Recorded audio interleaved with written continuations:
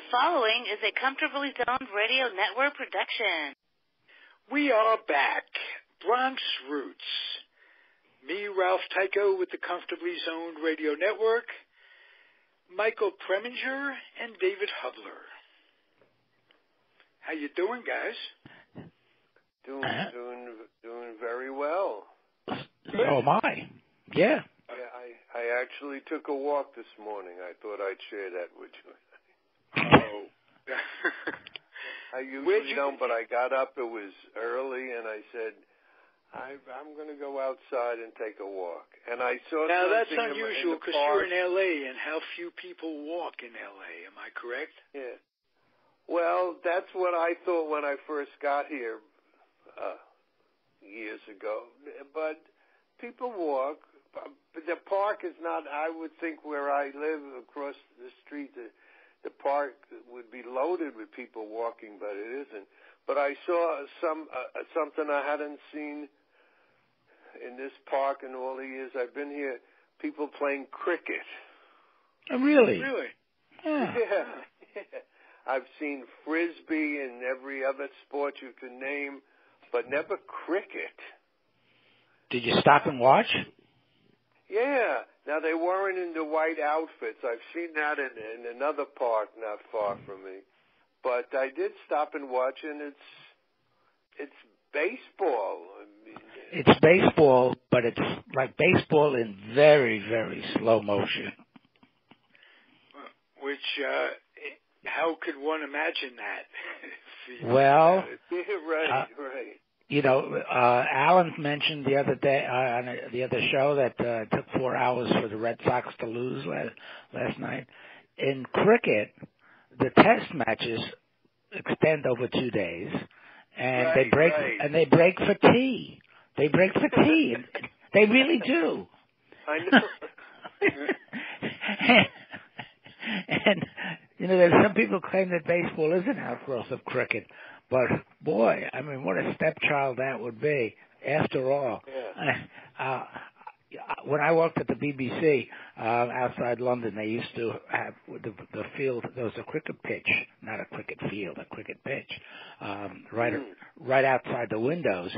And on Sundays, if I was working Sundays and it was slow, I'd stand at the window and watch. And, like, nothing happens. Well, don't they hit? I mean, I saw the yeah, they hit. They hit. But you know, the idea is, it's like the idea of the bowler, who is the pitcher. The idea of the bowler is not to strike out the batter by swinging and missing. The idea is to knock the little wicket off. The wicket is the cross piece that sits on top of those 3 posts behind the batsman. So so the batsman can stay up there all day. If he fouls pitches off and there's no 4-ball walk or 3-ball strike, you can stand up there as long as that little wicket thing doesn't fall off, and as long as you don't hit fast, so you have to run back and forth, and you only run between, it's like running from home directly to second and then back to home. That I noticed. Yeah. So, there was a wonderful movie made, though, that involved cricket many years ago, a beautiful film called The Go-Between. It was based on a novel, and it's about a young man who winds up being a go-between between these 2 lovers and getting them together. And a lot of it is filmed on this cricket pitch. It's a wonderful movie. I haven't seen it in many years, and I've never seen it, you know, put on TV here. But it's a great movie. It's the best thing about cricket. I heard about it. I'm looking it up. Yeah, take a look. We never played, just in case anybody is curious, we never played cricket in the Bronx. Nor in Queens, by the way. Nor in Queens, right. We did, as I said once, we did have Irish hurling, and then we had rugby and an occasional Australian football match over in Van Cortlandt Park. How about soccer once in a while, I'm sure. What's that? soccer once in a while. Oh, very rarely. Very, very rarely. I don't know of anyone who actually watched a soccer match when we were growing up. It was just unheard of. What about bocce? Bocce, yes. Yes. Sure. All the Italian neighborhoods, they played bocce on the weekends. You know, a lot of men, bocce usually. ball courts at Golden Gate Park. I'll bet, yeah. Yeah. Big Italian. Yeah, I was going to say, the DiMaggio's among them. Well, hey, I've got something that's queued up here that is going to entertain us all. Here is an episode from Johnny Carson. Let's go back to the beginning of this thing here, and I'll have Johnny introduce this guy. Here we go. Would you please welcome Mike Preminger. Mike. Yay. My favorite. Hope I do well. Thank you. Thank you. It's nice to be back. The last time I was on the show, I'd like to clarify something. I told Oh, no, don't play this. Oh, this bomb. This was the biggest mistake I ever made. It seems it was the duck who had the sneakers, not the elephant. Oh, don't play that. It was the pig. I'm not sure. I'm obsessed with animals. Even the government did. Did you see 2 weeks ago when they took all the saccharin off the shelves of supermarkets because it made a rat sick? Right? They fed 900 pounds of saccharin to one rat. The rat has a little mouth. They're shoving it into the rat, and the rat's lying there going, could you get me a pizza and a ginger ale? The government just spent $50,000 on another fascinating thing. They found out monkeys on marijuana drive as poorly as monkeys who are not on marijuana.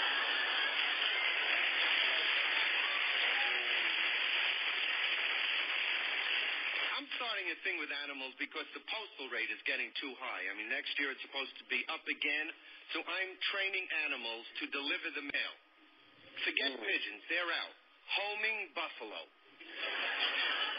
Homing buffalo. Now, granted, it's tough to get them to stay on the perch, because they're heavy, they keep sliding off. We can give them a letter and get them to run. Stopping them is murder. Forget it. You wait up, Harry. They have little buffalo ears. They don't know what you're talking about. Now, what I've done, I've given all my buffalo a little hat and a name tag.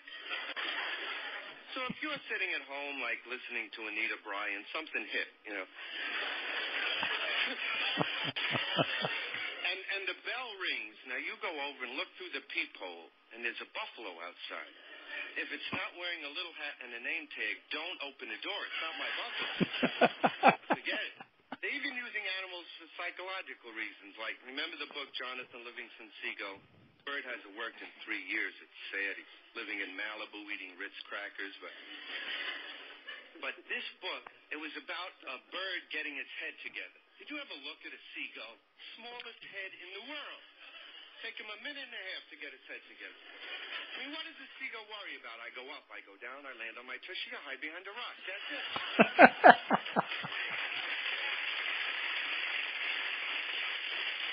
People have problems. We all have problems. Like, I went to buy that book, How to Be Your Own Best Friend.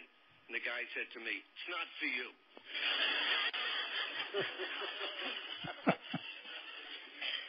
And even dealing with relationships are hard. I mean, with dating, years ago, you'd take a girl out on a date. She'd invite you home for some coffee and cake. And then after a few weeks of really getting to know each other, a little physical stuff would start. Now you go out right away. You do it. But don't ask for no food. She says, I don't know you that well. I'm starting 3 in the morning with mushroom omelets, getting the Sanker out of the cupboards, and we'll get married. Then you'll see the inside of my refrigerator. There are priorities. Do you think it would be rude on a date to turn to the other person and say, could you possibly be more interesting?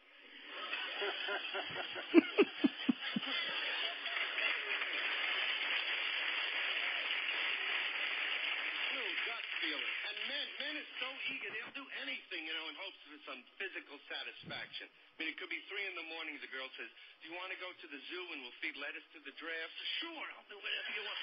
Yeah. You want to go get on a grapefruit and surf across the English Channel? Yes, I will. They're afraid of not being macho, right? And you can now buy hairpieces for your chest.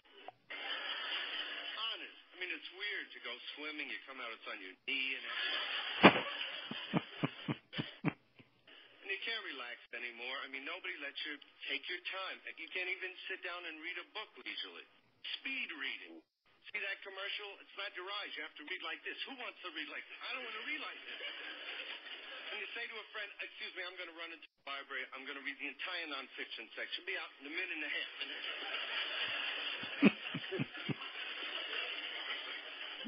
And it costs a lot of money because you have to subscribe to 900 magazines a week because you read them as the mailman puts them into the mailbox.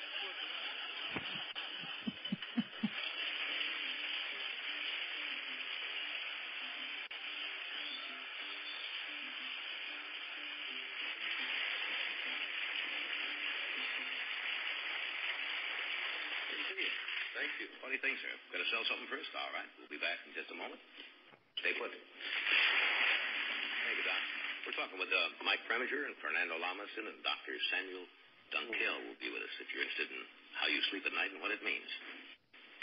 No, I am. Yeah, are you? How's your career going? Well? Very well. Good. I was just in Kentucky with Connie Stevens, and her orchestra leader, Joe Panella, wrote that arrangement of Moon River for me. And we're doing an album of 12 songs that I don't sing. Just listening to the... It's great. You just put on the record and hold a little picture of me next to it. And you just sit there. Not a bad idea. You're still in New York, aren't you? I have moved out here. I made the move. Television's out here. Yeah. But I miss New York. Because you're basically New York. There's a cultural difference, but it's actually cultural difference between New York and any place in the country, and that is you have to drive a car.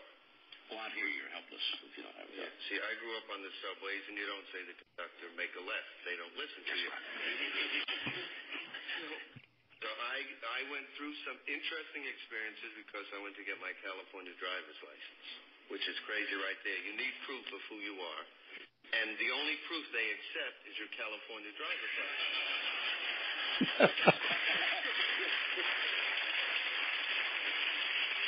That's almost better than a birth certificate. For some strange reason out here, a driver's license, which anybody can do, you can go to any photo shop if you want to and make up a fake driver's license and put your picture on. But that seems to be like a word of law, like it's a stone tablet. The weird thing is the picture I have is better than any pictures I've taken for my act. I mean, I'm using my license in front of your 8x10s. It's beautiful. And they have restrictions, though, out here that are weird, like I have to wear glasses on weekends, no mustache on Wednesday afternoon, and I can't eat Chinese food on the freeway. I don't know. California's tough. But I'm getting used. At the beginning, when I started driving, it was bad because my favorite parts of driving, and they still are red lights. I love to stop, and parking lots.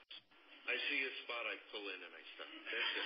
I don't want to move. I can't. I'm allergic to stick shifts. I was bitten by one as a kid. I can't do it. Weird. When I joined the AAA right away, but this is true, and I got a flat tire, I called the AAA. And they come right over. And the other day I was trying to get a radio station. Couldn't do it, so I called yeah. Their road service, they come over. I was having an argument with my girl, AAA, you come over. Best friends? Yes. They got on me once, though, because they don't like to be called for every little thing, strangely enough. I was calling because the battery had gone dead, and all of a sudden they said, that's 3 times this month. And I said, yeah, but that's the idea, isn't it, that you sign up for the service, they come out when you have trouble. You overdo it too much. They don't like that. No. Then and horses, too. Horses out here are like cars. They have slots on the side for tape decks.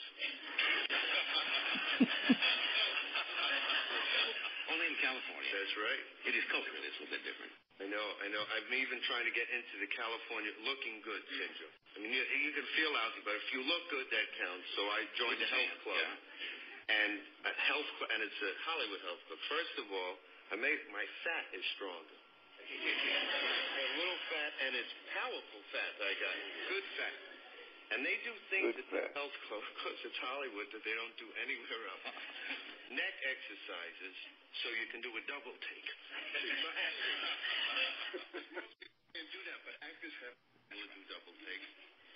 And also I'm strengthening my hair, because I'm losing it. I noticed you when you were standing out there. You're getting a little... Yes, I'm sorry to bring that up, Mike. You're getting that little round spot. Yeah, when you're young, too. I know. Was your father...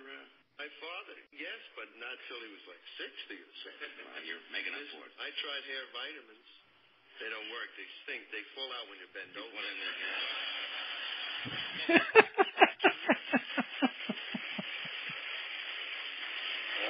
Now, is your ego strong enough? If you lose a little more, will you go in and get one of those? What, Well, you know, they advertise them. You can go swim with them. You can, jump out of airplanes. No, what I do, I just pull the hair out of the drain when I take a shower. Masking tape. No, I'm not getting no toupee, not yet. No, sir. Well, I'm glad you're out here anyway. Thank you. Hey, what do you think of that? That was great. I loved it. Thank you, guys. Good memories, Michael? Oh, yeah. Now, absolutely. You look so at ease with it all. I played that off of YouTube. Tape. Are you on the inside when you got to be on Carson?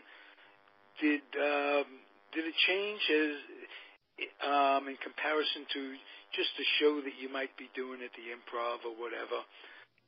Get that feeling inside that is something special? Oh, yeah, sure. I mean, you realize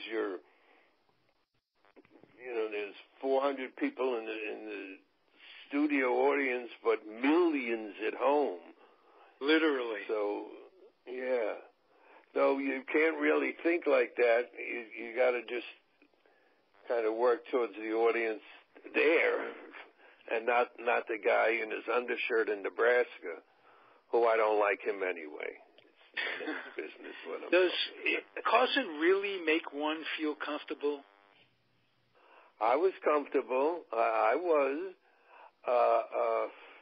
Though I will say, it was even more comfortable doing like Merv Griffin, because maybe it wasn't, Carson, the show was such a iconic show, that you were just more nervous doing Carson than the other shows. It didn't sound like it. I have a question though. After you did your act and you went over to the couch, now obviously that was set. I mean, the two of you or whoever said, after you finish your act, you go sit on the couch and talk with. How much of that do you start to think about before you even get to the couch? And you're dealing with a guy who runs the show and is a comic himself.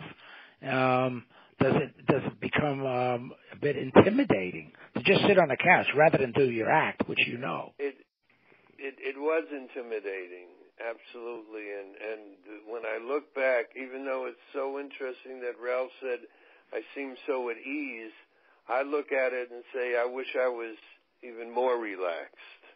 Really? Because, because when you get some laughs and he laughs, that certainly relaxes you.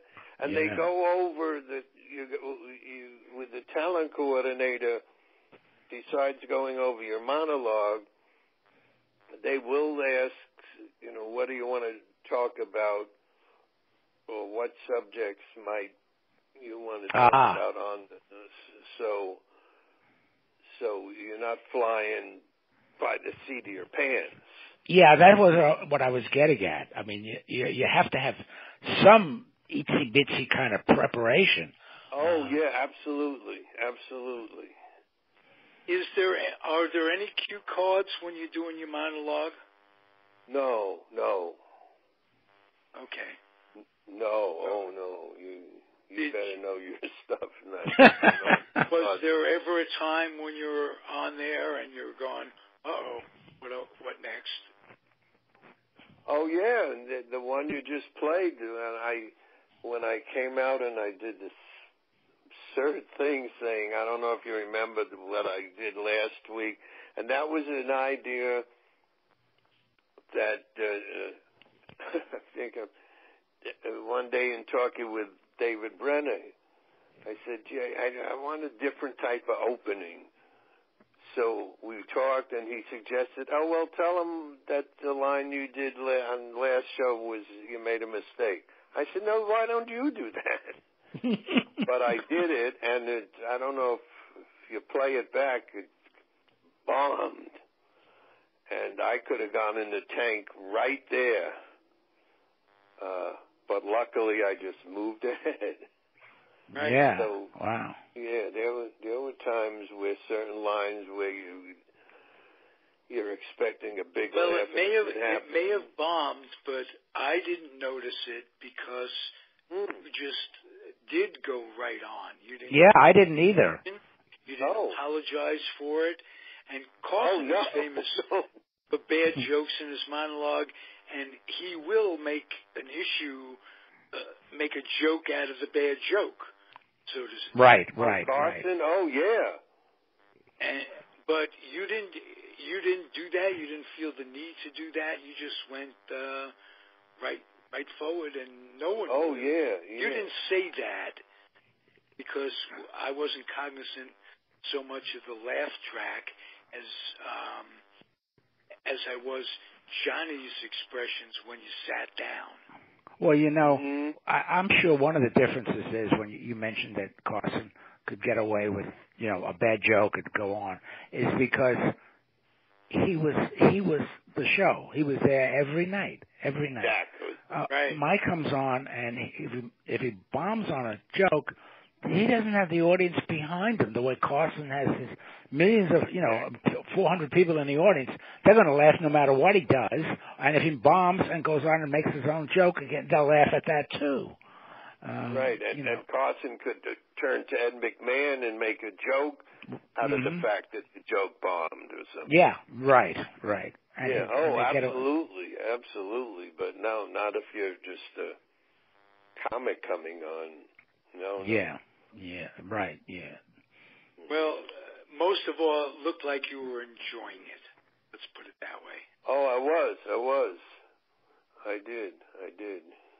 I bet not every comic can do that either, because I've watched a number. By the way, I heard a very interesting routine the other night on the radio. But there are comics that can memorize their routine and do it, but they're not good at ad-libbing. I've spoken to, when I used to do the book reviews for VOA, we'd get a couple of comics in every once in a while who'd written a book, and, I try to encourage a line or two to come out of them, and right over their head. I mean, they just missed the whole thing, I was trying to play straight man to some, and it didn't work. I mean, it was disappointing to me. I used to be amazed. They can write funny, but they can't be funny. For a lot of and then I used to be amazed, and sometimes talking with comics who just what David is saying would get on stage and just word for word the same thing all the time. And when you talk to them off stage, they didn't have a sense of humor. Yeah. I always felt like, what? Yeah. They just weren't, they were good technicians, so to speak, but some of them just, not to me anyway, not much of a sense of humor. I love when I say I love ad-libbing, some of the best performances I've ever had involved the audience. Somebody would start to talk, not heckle, but say something in the audience, and boy, I'm able to just play off those people, and it makes the rest of the act stronger. Sure. Because then the audience is really with you, and it's just fun. I one of the few people I think who hopes that somebody in the audience, when I, how long you have been married, and then they start something or other, and so that's when I have the most fun. I heard I heard two comics.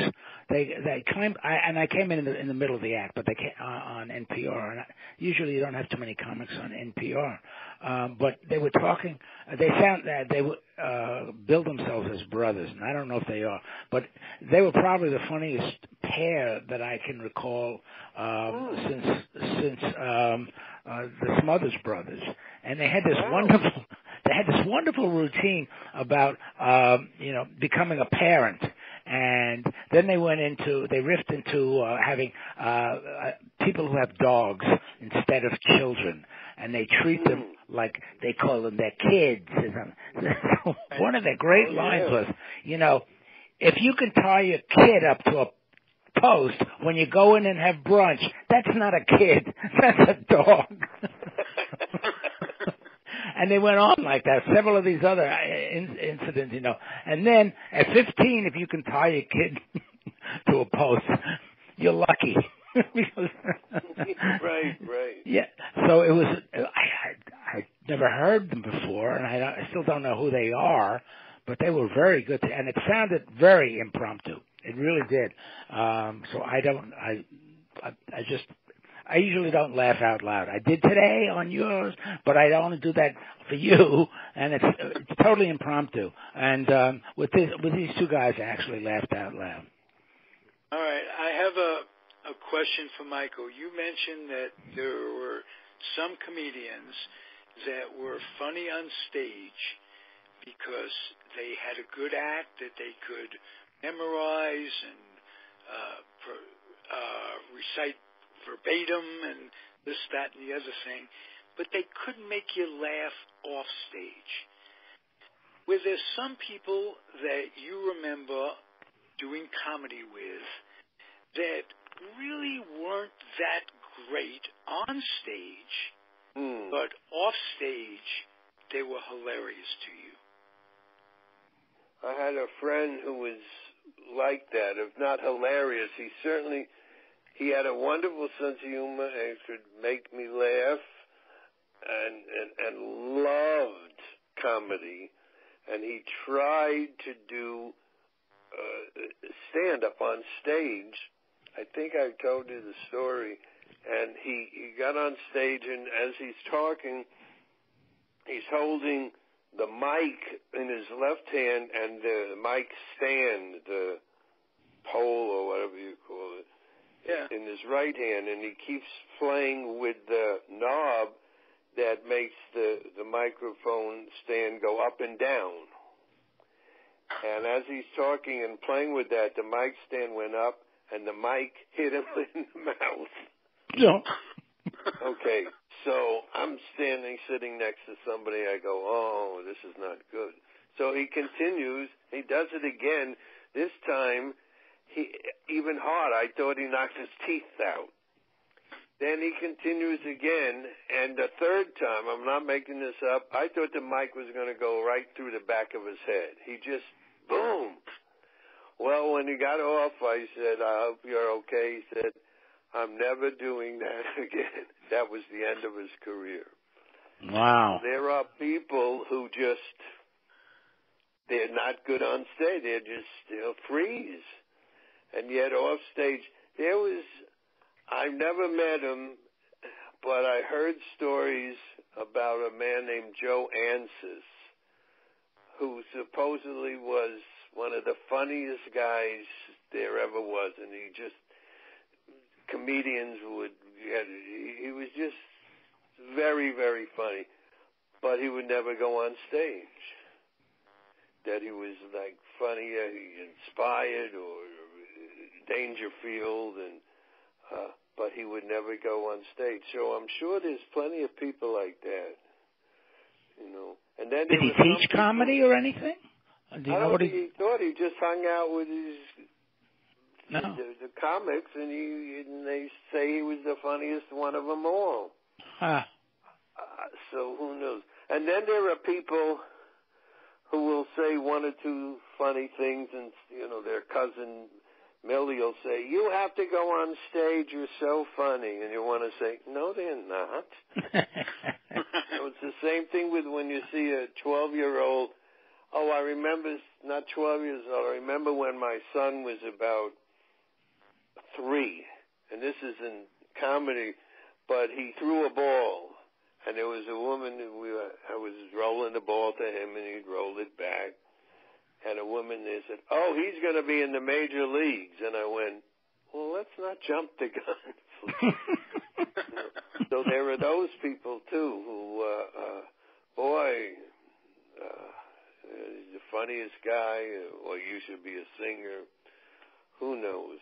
Who knows? You got to take. And some people have stage mothers, whether they're actually mothers. Yeah. They're mothers.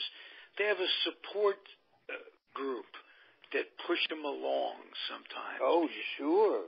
Be it a manager or whatever. And sometimes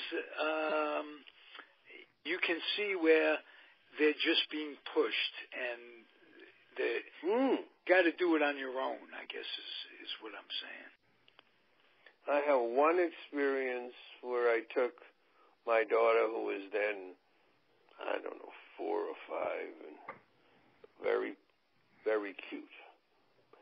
So he said, okay, and so I took her once for a reading, an audition, and the hallway was filled with what you just said, Ralph, stage mothers and their little kids, and you saw the mothers getting angry. Read that line better, yelling at a 3-year-old, and the other mothers are going, well, my Johnny has an audition, a reading at 3. Then we have to get in the car and drive to West Hollywood at 4:20. He's trying out.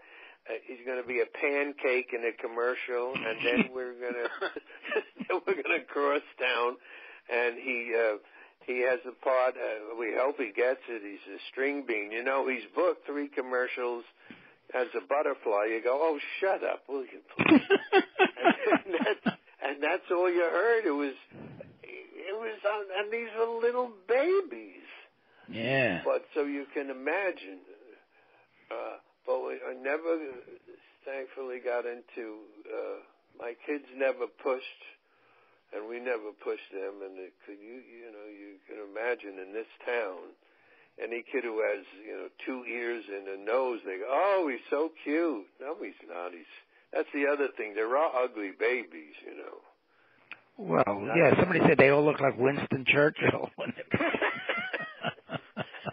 I forget who said that, but it's true. Sort of chubby faces and stuff. We know of a woman who did that. She was a friend of my son's, and she got married, had a couple of kids, and she picked them up and went right out to Hollywood. The kids were going to be big stars. Didn't happen. They are. It didn't happen, Didn't happen, as far as I know. What a surprise. Yeah. Well, it's almost a blessing when you look back at some of these kids who were big stars in the early TV shows, what have you. A lot of them don't really do well in life. Oh, no? No. A lot of them don't live long in life either. Yeah. I don't know if drugs have a lot to do Sure. with it. And choice of which drugs, too. Which not to combine with other drugs. Right. And alcohol and what have you. That's why I don't envy them, but I'm curious about the life of these rappers, because they seem to kill one another off. So it's sort of like it's sort of like a forest fire that you start so that you could grow more wood. What do they call those? An organized burn or something, and you get these rappers, and he got shot yesterday. He wasn't any. I mean, it's sort of like the stupidest ones can end up sitting in the White House talking to somebody even stupider. That's right. Yes, that's very true. With a funny hat on his head.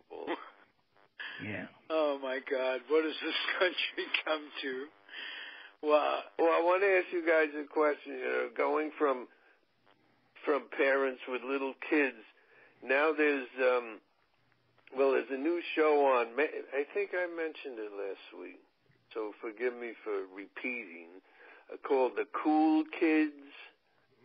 It's on Friday nights on Fox at 8:30, and it takes place in a retirement home. And I think it's terrible because it makes older folks look like idiots. That's surprising because that's the demographic that they all avoid. You know, seniors can't do anything for the advertisers. They don't buy anything.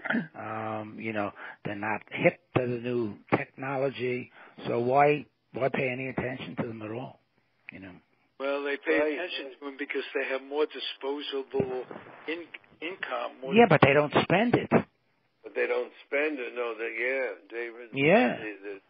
The demographics they want is like 18 to 34. Right. That is it. Exactly.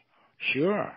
Those are the ones who go to see any kind of dopey movie there is and spend $12 for a ticket. And $4.50 for some popcorn. Oh, my God. That's the small box. Yeah, right. The unsalted corn, too. That's right. You want salt? That's $1.50 extra. You want butter the on artificial butter that they put on it. Oh, God. You want butter? Take out a bank loan. It's going to cost you a lot. Yeah, right. Second mortgage on the house. Yeah, exactly. Yeah. But there's a show that's going to be on Netflix. And it's interesting. It's because I read about it. It's with Alan Arkin and Michael Douglas. Oh. And it's like an 8 half-hour episodes. Now that's interesting. That somebody it's by Chuck Lorre, the guy who has Big Bang Theory and 2.5 Men. He's a big name. He's done many. Wow. So yeah, they must have signed it, and I'm guessing he said, "Okay, I want to do what I want to do." And and they got Michael Douglas to sign on. You know. Yes, that Arkin's like 84. Yeah, and Michael Douglas isn't that old by comparison. What is it, 60s? Who, Michael Douglas? Yeah. I mean, if they wanted to get somebody really old, they should have gotten his father. No, Michael must be at least 70.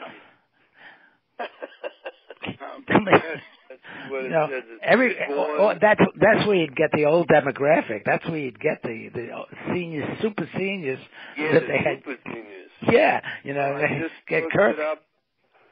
According to the internet here, he's 74. Wow. Born September 25th, 1944. Huh. David, he's younger than us. Oh my! I know. God. Wow. Oh, yeah. Well, I knew that because I once met him. There was a preview of 20,000 Leagues Under the Sea down at the Beekman Theater on 86th Street. And you know Howie, my friend Howard, he got tickets for this. We went down there, and there was Kirk and his sons, and they were there, you know, and everybody got to say hello and stuff. And we saw the movie, and they gave us games and stuff. And so he was there. He was one of the sons. I don't know which one he was at the time, but he was maybe a year or two younger than us. Yeah. Yeah, the show is called The Kaminsky Method. It starts in, I think, November or later this month. I just find it interesting that there'd be a show with two older guys in the lead. Yeah. So I guess with Netflix on cable, you could do whatever you want. Yeah, that's the thing. Yeah. Yeah, that'll be interesting. I hope they don't play like this other show, Cool Kids, and make it every old guy's an idiot. Well, I hope they don't show any sex scenes either. That would be awful. Oh, I hope. Well, who knows when Michael? Who knows? And this. The cool was about dating, and it was it's just bad. It's just you just go, come on. Yeah, well, I try to believe that the ones that are off the networks are a little edgier and better written than the stuff that's on the network is just awful stuff. Mm-hmm. I mean, really terrible. Even, I must say, and I was a big Murphy Brown fan. I've watched one episode, the second episode so far, and it's not the same. For one thing, the old Murphy Brown had like 2 commercial breaks in the middle and then in the end. But this one, every 4 minutes, there's a commercial break. It's just terribly frustrating to watch, I thought. Yeah, I did watch it. I was, I forgot what they were talking about. That she had been sexually assaulted as a kid. Murphy. That's on Murphy Brown. Yeah. Yeah, they have always been sort of pushing the envelope. I mean, even who was it? It was our favorite Vice President Dan Quayle, who called her to task for some comment that she made on the show. I mean, as in the scripted show. About maybe it was with single parenting. I forget what it was, but of course, probably. Yeah, he piped in, with his brilliant mind. But I mean, they've always that show did push. This doesn't make This doesn't put Charlie McCarthy in a bad light. In terms of sexual assault. Her dad was that music. Gee whiz. Oh, you should have said Mortimer Snerd. Sorry. Early memories. Now we have the of his puppet show, what have you. But I could never understand how did he get so popular? He was a ventriloquist on a radio show. I mean, is that a trick? I'll tell you what. That always made me. I never figured that out. Your old clips. He could not really do ventriloquism very well. His lips were always moving. Yeah. There were some good ones when we were growing up. Jerry Winchell. Paul Winchell. Paul Winchell, Jerry McCarthy. Mahoney. So far you've been right, Ralph, all along. I don't know. Twice I get the name right, and we have a block party. You might be sued by somebody out there using his name as a dummy. I don't know. Okay. Anyway. I want Michael's reaction to this. The tape we played was a Tonight Show appearance 1977. There's another one I found on here where you're on YouTube, but listen to the guests that you appear with that night. Oh, I know you're going to say Mayor Lindsay. Right? Muhammad Ali, Harry Chapman, and Michael Preminger. You're in, and of course it's on Carson, so that's another name. How'd that feel? You were younger. This is 72. So yeah, that was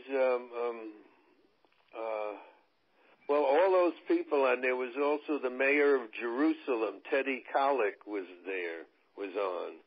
Oh, wow. And they all came over to me and said what a thrill it was to be on the same show with me. I thought that was very sweet. Individually or collectively? No, well, individually, actually. Then that's Muhammad better. and I went for a soda afterwards. We had a malted together, and it was great. When I look back at that, I said, "Gee whiz," because it was a pretty serious show. Like, I don't know. It's so long ago, but yes, that's. But after that, you had to feel like you took a step up in your career, in your head, that now you're really hobnobbing it with some folk. Yeah, it sure felt good. It did feel good. I mean, nothing nice. is in. It's nice of you. I appreciate you bringing these things back. Hey, you're the very man. Sweet of you. You're both terrific, and I enjoy this as much as I do anything. So keep coming back, too. guys. Let's keep doing it, and we'll go from there. How about that? Okay. All right. David Hubler, Michael Preminger, I'm Ralph Tycho, Comfortably Zoned Radio Network, and it's all about having fun. If it ain't fun, it shouldn't be getting done. Right. Thanks again, Ralph. I appreciate it. Thank you, Michael. Take care. See you next week. Well, guys, see you next week. Thanks, everybody, for listening. Okay, bye.